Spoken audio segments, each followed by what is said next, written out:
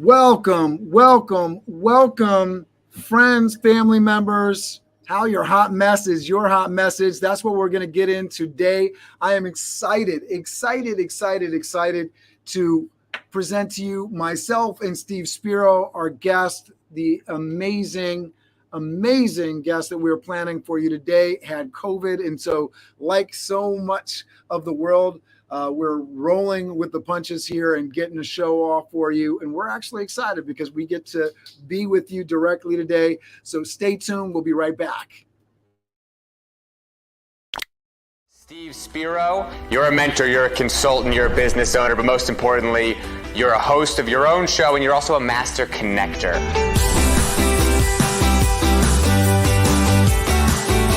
Steve Spiro is one of my idols, and I love listening to everything that he does. He's such a dynamic individual. Some of the topics I really enjoy speaking on is how to really connect, whether it be in person or through social media. I love to lead with my weaknesses. I lead with, my vulnerabilities. It's fine because I'm okay with who I am. Number two is how to go from being inward focused, self-focused, into others focused. Be willing to give and go out there and look to serve. That will attract the right things. Another one is on leveraging LinkedIn to really grow your business. You could reach a lot more people. You could broadcast a message to people that actually consented to want to know you.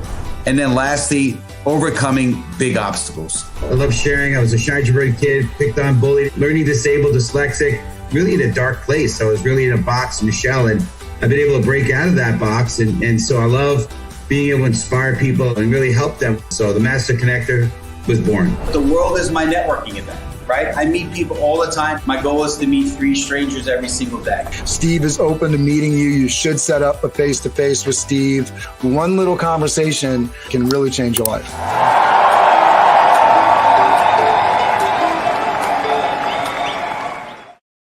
All right, so we're going to get into it. So excited that you're here with us. Thank you so much for getting into the comments right now. We got Dana Knowles checking in. We're so excited that you're here. Make sure you're networking. Make sure you're not a LinkedIn lurker, but you're a LinkedIn participator. You're getting into the comments. You're connecting with people and having fun today. Steve, take us away here. On mute, my friend. There we go. There we go. All right. So Steve Spiro, the Master Connector, coming at you live and direct. Got to have that mute moment there. But so, hey, I want to talk to you. Chelsea Handler said, you're a hot mess when the only person buying you drinks all night is yourself. All right. So the question is, have you ever been a hot mess? Have you ever felt lost? Honestly, I was lost for many, many years. I was a mess. I was, as the video that you probably saw said, shy and introverted. I had a lot of I had more hangups than the phone company. Okay. I was a mess. And for years, I honestly couldn't get out of my own way. So I'm curious about you. We want to know about you. How about you? And listen, if the answer to this question is yes, hang in there, because the hot mess that you're going through can really be your hot message. So if you're ready for us to dig into this, me and Cameron are going to tag team. We're going to have a lot of fun. If you're ready, we want to type in right now in the comments right now, put in #ready, and we're going to get into this big time right now. So I'll turn it over to you, sir. Absolutely. So listen, my folks, Val is ready. She's in there. She's saying hello. Dana says she is ready to learn. Make sure you're getting in there, participate, hit the hashtag READY.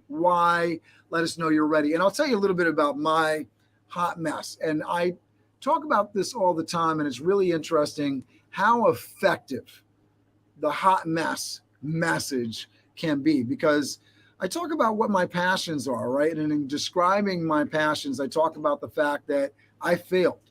I wanted to be rich when I was younger. I still would like to be wealthy and well off. And one of the things that was getting deeply in the way of that journey was the idea that in order to get to a finish line, in order to be wealthy, you have to actually be putting in the work and doing actions to gather those riches. When you're a young person, investing in yourself, we talk about it all the time, investing in yourself.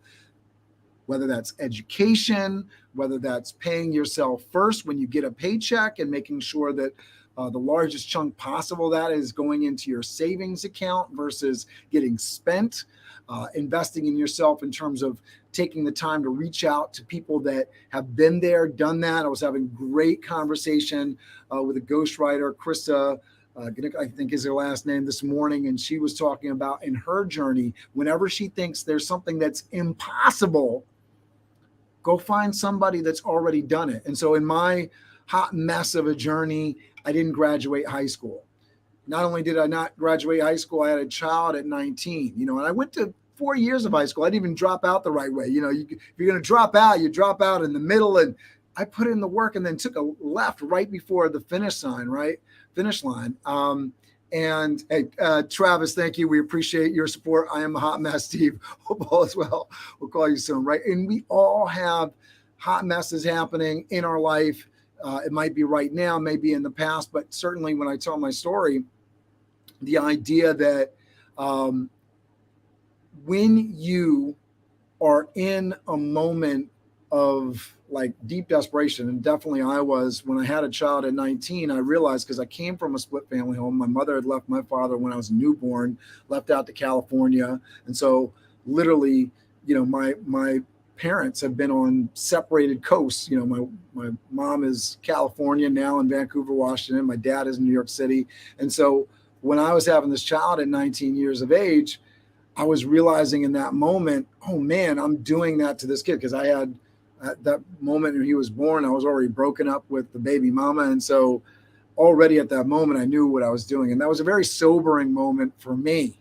And as I went through my journey and, went into college, got the GED, went to college, and realized I wasn't doing some of the things that I needed to do to make sure that piece of my journey was successful. I wasn't reaching out to people on the financial end. And I only learned this as I was going 2 years through the college experience, and then realized, I could have applied for financial aid, but I didn't because I didn't reach out to the right mentors. And then in terms of the educational stuff, I should have been talking to people that have been there, done that in the education. What should you be getting from college? I didn't have those conversations. I didn't even really have those conversations with my father to a large degree. And so I wasn't reaching out for mentorship that was easily accessible to me. And I grew up in the heart of New York City, right? So opportunity, people were all around me, and I just didn't take advantage of it. And so that has impassioned me. Today, I'm excited to help people find that mentorship without the challenges, without the struggle. That was my hot mess. And my message is it doesn't have to be that hard, right?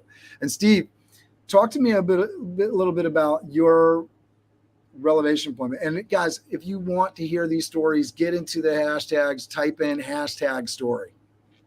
Absolutely. And one of the things that Cameron, you and I resonate so much about is because we both come from a broken place, but we have used that broken place to elevate ourselves and hopefully elevate others. And so that's amazing. And, if you're new to watching the show, welcome. We love you. We appreciate you. We want to definitely hear from you. So like Cameron said, don't be a lurker. Make sure you're a LinkedIn participant. But the big thing about our show is our mission is to be the light, uplift, inspire, and encourage. And that's a big part of our message. At least it is for me specifically. And I believe Cameron also resonates with that as well. So one of the things that, growing up, I was, as you saw in the video, I was picked on. I had this learning disability. And I remember, asking my first girl out when I was a kid and got turned down flat out. And just, the bullying thing and, the ridicule. And, when I would read in class, because of the learning disability, I got made fun of, and just, it was all that. And I took that into my adulthood. And, the way that I found, I guess, solace, if you will, in trying to cope and to survive, I just decided I'm going to get really busy. And I wore busy like a badge of honor. So fast forward, I had an advertising company at 22 years old. I had, by the time I was 20, I started training the martial arts. And 3.5 years later, I was a black belt. And then a few years after that, I had 2 black belts and training and teaching in the martial arts. And then eventually into a very illustrious career in the advertising industry. And then, Also added some real estate stuff. So I was, ultimately the ultimate busy professional. Marriage was a mess. Our marriage was a hot mess, big time. Like Cameron, both come, families, broken families. My parents got divorced when I was like 11 years old, and that hurt. Back in the day, that was not so socially acceptable as it is today. And then my wife's family was also a broken family, and so just a mess. Drinking. I wouldn't say I was an alcoholic, but doing a lot of drinking and just trying to just numb myself out from the world. And at one point, just totally isolated from other people. I used busyness as a way to kind of block myself from other people. So from the outside, maybe I didn't look like a mess, but I was a mess. I really didn't like myself. I was proud of some things, but ultimately the Steve, I was a big comparer. I compared myself to everybody and I always felt short. And then eventually a mentor came into my life and started to put me on a path of self-development and started to believe in me. And I had some other people that started to believe in me. And, I heard it like this. He said, I'll believe in you till you believe in me, till eventually you believe in yourself. And that started to happen. And then, eventually had some moments. I had some therapy stuff. I mean, not down on that. It was a good point in my life. And in fact, there was I did a post today or yesterday, and one of my therapists, Dr. Strauss, she commented. I don't know if she's listening or watching this, but she was an influencer in there, and there was some stuff that I went through, but eventually I started to realize that, what, I've got value. And I really, through a lot of self-development, a lot of personal growth, I said, what, I have value and I can now make a difference. And so today, again, like Cameron, I haven't arrived by any means, but got some incredible goals. But besides our financial goals and the travel and the things that we want to do, a big part of my goal is the message of being that light. And, now, embarking on a speaking career and having the ability, of course, embarking with Cameron's help with live broadcasts, which is always fun. And, Stephanie Cravens was our guest today, and she's in our prayers because she got, hit with some health stuff. And, but we appreciate, respect her, and our thoughts and wishes go and prayers go for her for a quick recovery. But hey, it's just a part of our life. And you know what? But the good news is, if you bear through it, and I agree with what you said, Cameron, is mentorship. Mentorship is so crucial, because a lot of times, and I was guilty, that when the tough things happen, I would have a tendency to go within myself. And I heard it said that, one of my mentors said, he said, you'll never solve a money problem or any kind of challenge in your life with the same mentality that created it. And that's interesting. And that's hard to hear, but it's true. And a lot of times we think that we could self-medicate, we could self-diagnose, and it's hard, because again, that's the mind that created this situation, right? I heard it said, you are in life because you want to be there. And I'm like, oh man, that's harsh. That's hard. But it's true, because are you doing the things to get out of there and out of that situation? And a lot of times it has to do with who's in your life and who you're surrounding yourself with and whose voices you're listening to, the good voices or the voices that are going to uplift and encourage you. So it's amazing. You could do it too. And we definitely believe in you. So if you're listening to this, as I said, you can turn this hot mess. Travis, you could turn this hot mess, right, into your hot message. One day you'll be able to tell a story about how you got over that mess as well. And I wanted to ask that question to our audience too. Do you share your story with other people when networking? Yeah. Get in there. Let us know, yes or no. If you want to put a little more detail in there, we love that. We love the detail. But do you share your story with other people when networking? Yes or no? We're going to talk about networking and connecting right now, and talk about specifically personality, right? The question that Steve has laid out for us: do you think your personality might be getting in the way of connecting with others, right? Does your personality get in the way of connecting with others? And so we want you to answer this question right now that's up on the screen. Do you share your story with other people when networking?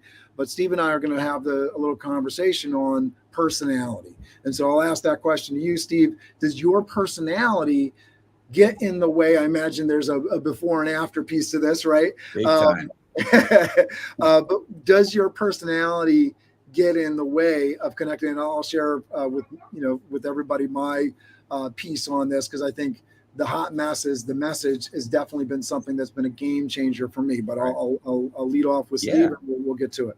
Well, we've talked about this in the show before, the DISC method, right? Disc personality, and how there's some people that are very driven. That's the D, and the I is for inspiring, center of attention, sort of the fun-oriented people, and then S for supportive, and C for cautious and calculating and sort of detail-oriented people. And so my personality style typically is D, C, D. It depends, right? It kind of flip-flops, depends on circumstances.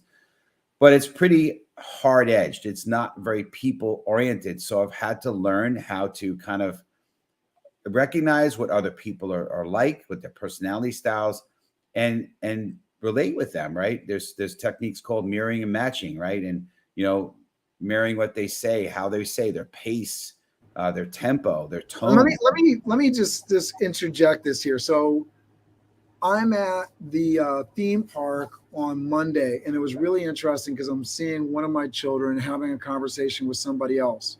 And suddenly, I saw them in a couple of different instances where they were doing this mirroring behavior. My son he's a natural talker. He talks, but at one moment he was kind of doing the same behavior. And then another moment he's got his hands folded, the other boys. And I don't know who started up first and who was mirroring who, but you could definitely tell they were interfacing and connecting as children. This is one of our natural abilities. As babies, we mirror babies mirror us, and it's a learning piece. And so it's a natural piece. And as we get older and we get into adult mode, we can sort of lose some of those natural gifts that we're given as a baby. And so people don't practice doing some of these things, but they come very natural if you let them. And they are really great things to let somebody know that you are with them, engaged with them. Yeah. It's something that's really crucial. So I love this mirroring piece. And there's studies on it. There's studies that thank you, Kevin. There's studies that show that it works, right? People feel more comfortable. Think about it, right? If you're going to err, most people err towards their same ethnicity, their same religion. They feel comfortable with what is familiar to them.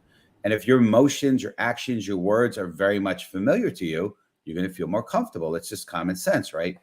So long story short, here I am as a D and a C, and I've learned how to kind of get into the other quadrants, and to the point where now there's times where I'll be on with these experts that are personality style experts that teach the DISC profile, and I'd ask them, so what profile do you, what personality style do you think I am? And they'll be like, oh, you're definitely an I. Honestly, I'm a D, C, a little S. And there's zero I, okay, zero. So I'm like, but I've learned how to turn on my I, and in certain circumstances, right? So that's how. So if you could kind of relate to other people and make sure that you're, number one, you're relating to them. Number two, you're authentic. We talk about that a lot. That's a big part of what the show is about. We talk about authenticity, and I love what Cameron said. If you could lead with maybe your a little bit of your hot mess, or a little bit of your story, a little bit of your vulnerabilities. I love to do that when I'm having connecting calls. I'm always speaking about it. I talk about, that I was, shy and introverted, picked on, bullied, learning disabled, dyslexic. I say it so much, it just flows out of my mouth, but I don't even think about it anymore. But it's important, and people's walls get broken down, so you'll connect with them better. Now, of course, there's a few ways to interpret the phrase connecting. But we're in this context of the question, I believe it's, are you really connecting with them in terms of, do they really want to get to know you? Do they want to lean into, see, what you're about, and maybe find, maybe if you are doing something business-wise, they may want to work with you on it. Whatever it is, are you connecting? And so I believe personality may be getting in your way, like it was for me for years, because I was blocking people. I would literally be like, if somebody said, hey, this is what I'm thinking, I'd be like, you're wrong, just very abrasive. And so I've learned how to tone that down and get to a place where now I can attract versus repel. Let me ask you a question, Steve, because you are the master connector and you do so many networking calls. First of all, like how you squeeze it in is just amazing by itself. But you're having all of these different conversations. What allows you to have all of these different conversations with all these different personalities, and for you to make that useful, right? And so you're having conversations. I know listening is part of this piece, but what are you listening for, and what's the personality that you're putting out there so that people want to meet with you, people get something out of the meetings with you? I know, we go back to the story of our first connection. You listened to me, you recommended a book, and from there, like, the relationship was cemented. I don't think that you're doing the same thing, obviously, on every phone call, though. So how do you actually sort of make? So the truth is, I am essentially doing the same thing on every phone call, which is always looking to find a need and help fill it in one way or the other. Your need was, hey, I'm a small business owner. I feel stretched. I know that I'm like the only guy doing this, and I'm struggling. And you essentially what you sort of said to me, and I recommended the book, right? The E-Myth Revisited book, right? If somebody tells me they're looking to do more networking, I'm going to connect them to some of the networking groups that we're a part of. Cameron and I both belong to Master Networks, right? That's one option, right? I might give them access. I might give them, the permission to give me a few names off my connections list, and I'll make some introductions, right? So I'm always looking to add value. So that's number one. I do that, and I do that with everybody. And that's a big deal, because so many times people are looking for themselves, right? And so you're going to be somebody that people want to talk to because you're trying to do something for them immediately. Always. But I also know on the other side of it, as I'm talking to somebody, when somebody is focused on, oh, this is the product that I offer, this is the thing that I can do, and they don't really they're not trying to do anything specifically for me. It's a little bit of a turn off, just in the sense of, hey, I'm asking, and I find it real simple, because in terms of this, like, hot mess can be your hot message. A lot of times when I'm on the phone with somebody, what I'm looking for, what I'm trying to listen for is, hey, where's the commonality? Where's your mission? What's the thing that drives you? And sometimes I don't feel like people give that up easily. Going back to a comment from Lawrence Palles, and thank you so much for getting into the comments, Lawrence.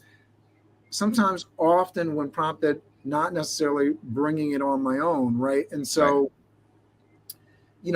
I have to ask for it. I find myself asking for the story, even with people that are potentially going to come on BizDev Live. I have to myself trying to pull the story out of them so I can get that. What are your tricks to, like, pull people's story? I'm glad you asked, because I think there's a couple things. Number one, if you tell your story, and sometimes I'll tell it first, sometimes not. Sometimes I tell they tell a little bit of their story. It's often short. Then I'll tell mine, and they're like, oh, I get it now. And then they open up and they start telling me more. I find the same thing. I find by sharing my hot mess, 100%. People are automatically a lot more comfortable sharing theirs. They're comfortable, and they understand the question, because that's the other trick, if you want to call it that, is that it's how you ask the question, right? So I like to ask in almost every single networking call I do or connecting call I do, I like to ask, so what's your long-term vision?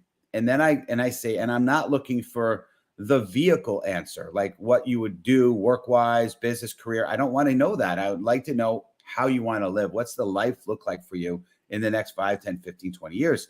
I almost always ask that question. And it's interesting when you ask it like that, it's a little different, because if you only ask what's your vision, people are like, well, I want to, invest in real estate and, this, and that's great, but that's not how you want to live.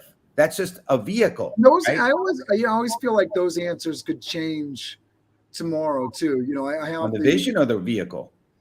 The vehicle. So if I'm making money with a company, and my long-term goal is to do well with this company, if there was another opportunity that came by tomorrow that allowed me to make money more easily, spend more time with my family, would I switch in a heartbeat?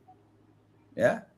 I think that, and I think that's true for a lot of people. And I think that's something that folks aren't always honest with themselves about, right? The idea that, the lifestyle that we want doesn't have too much to do with, as you say, the vehicle that's going to take us there necessarily, because tomorrow somebody can come by in a better ride.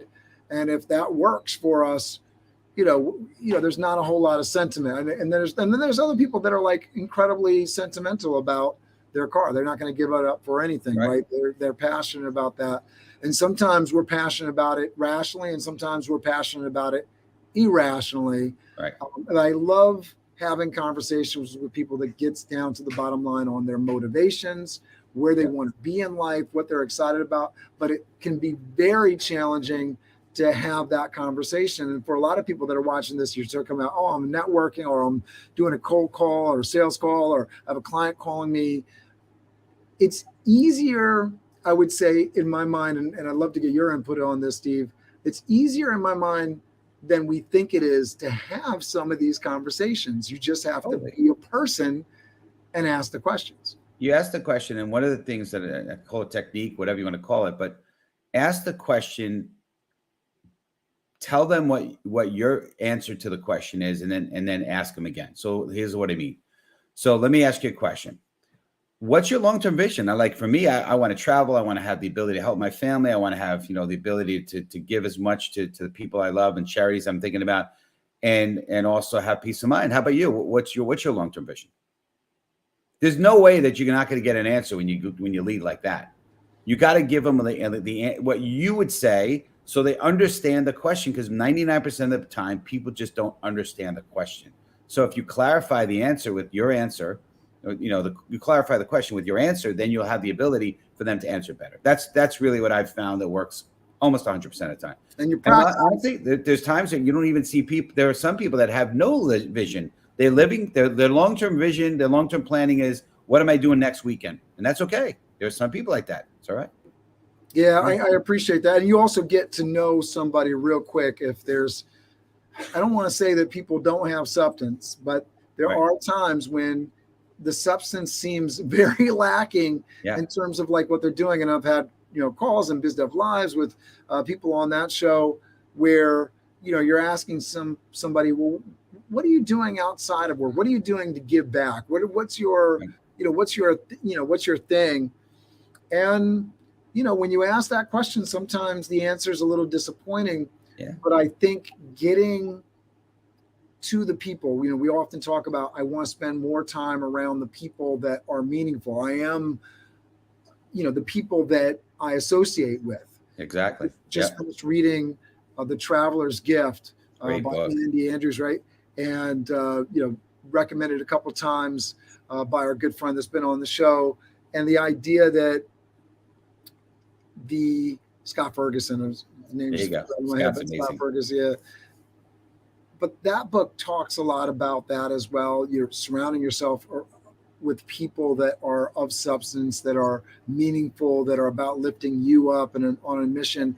So when you ask these questions, you start to create the filter of, hey, this is somebody that I want to associate myself with. And so the risk in not asking these questions is you don't place that filter, and you can spend a lot of time with somebody that maybe isn't somebody that you want to surround yourself with. So I think that's one of the fabulous things. And by sharing authentically your story, well, if somebody doesn't want to associate with you when you shared your authentic story, that should also be a great filter for you. This is not a supportive person. This is not an understanding person.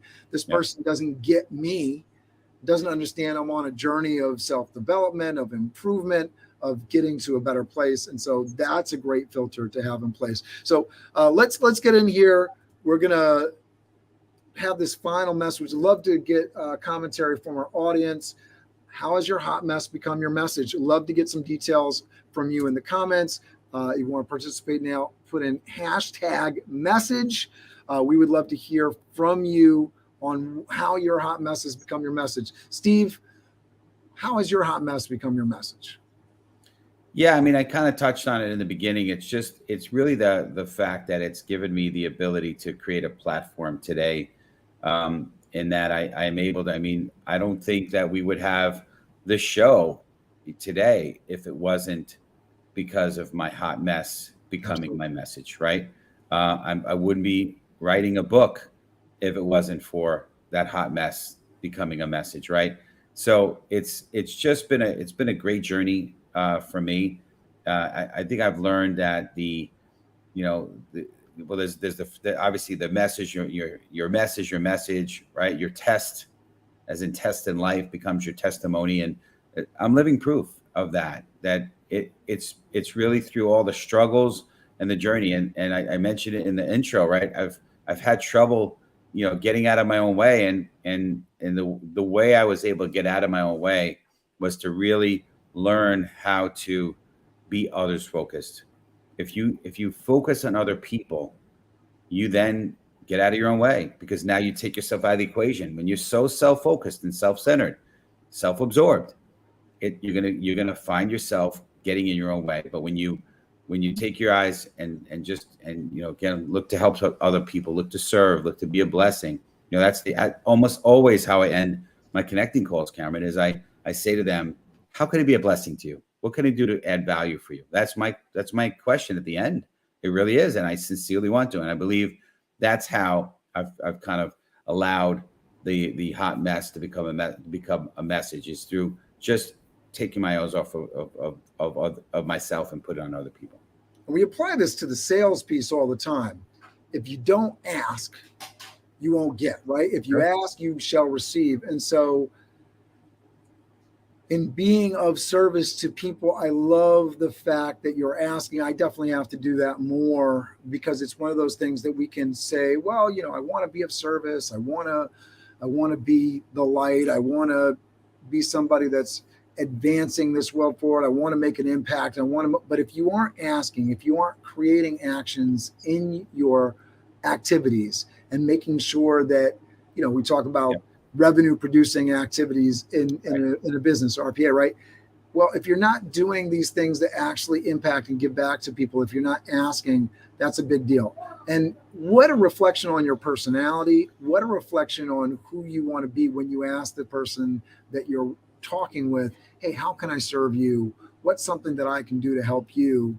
Yes, we can listen for it and we can come up with gift ideas for Christmas, right? Because we know somebody, right. But there's a big difference when we ask somebody, hey, I've noticed this about you, but is there something else that I can do to help you? That is a big deal. And I want to say, in terms of my hot mess becoming my message, I am really surprised how effective it has been to share my story and have people respond. And while you will hear from folks like myself and you, Steve, about the power of sharing your testimony, the test that you've been that have become your testimony, the mess that can become your message, it's really incredible to see it actually happen in the moment where you share a piece of yourself and suddenly someone's saying, I really identify with that, or I really understand that, or I get that, or I had a similar experience.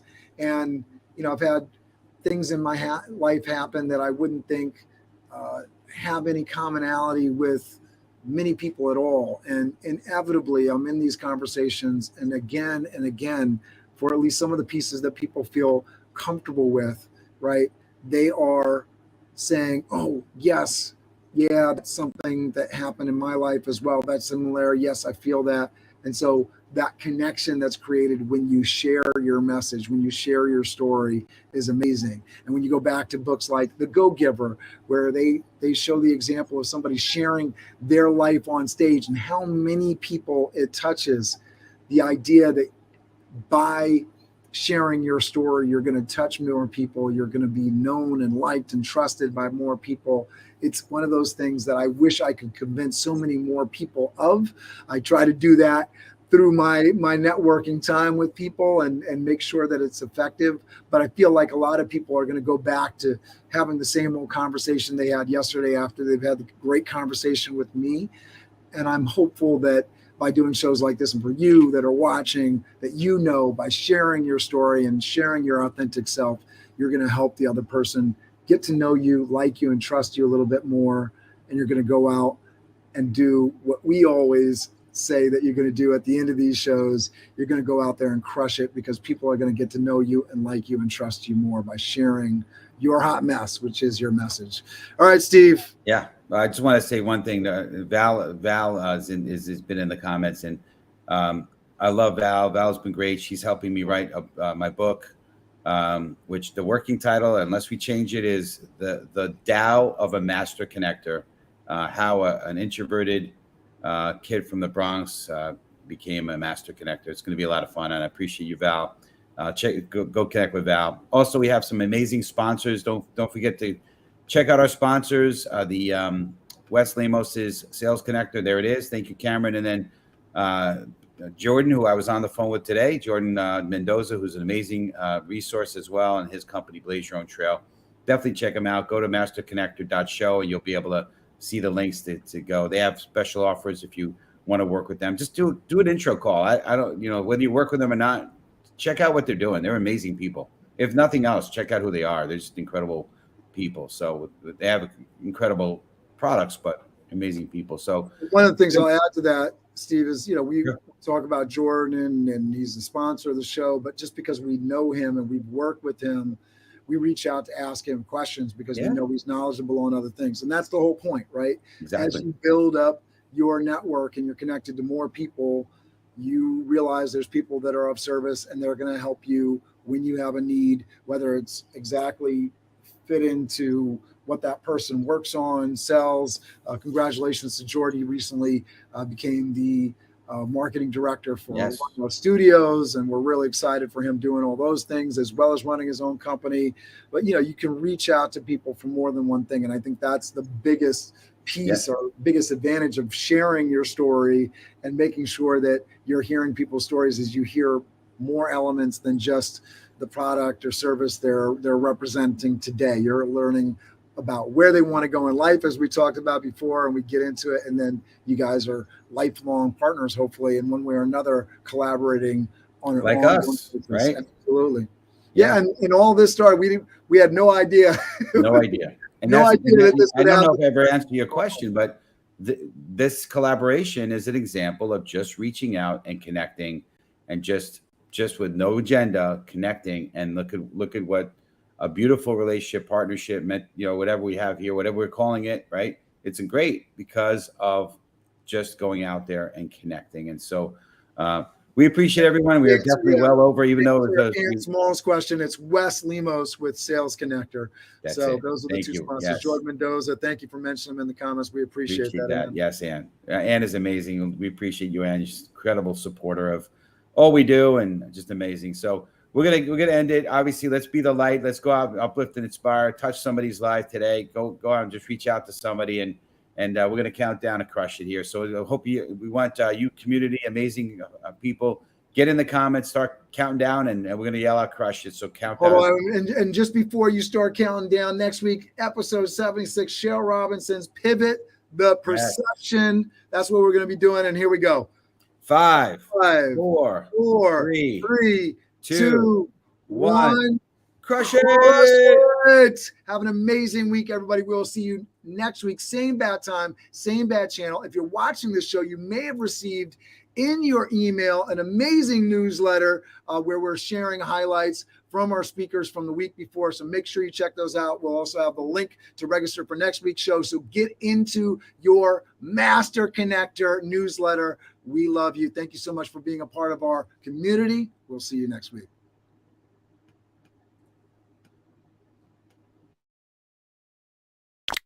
Steve Spiro, you're a mentor, you're a consultant, you're a business owner, but most importantly, you're a host of your own show, and you're also a master connector.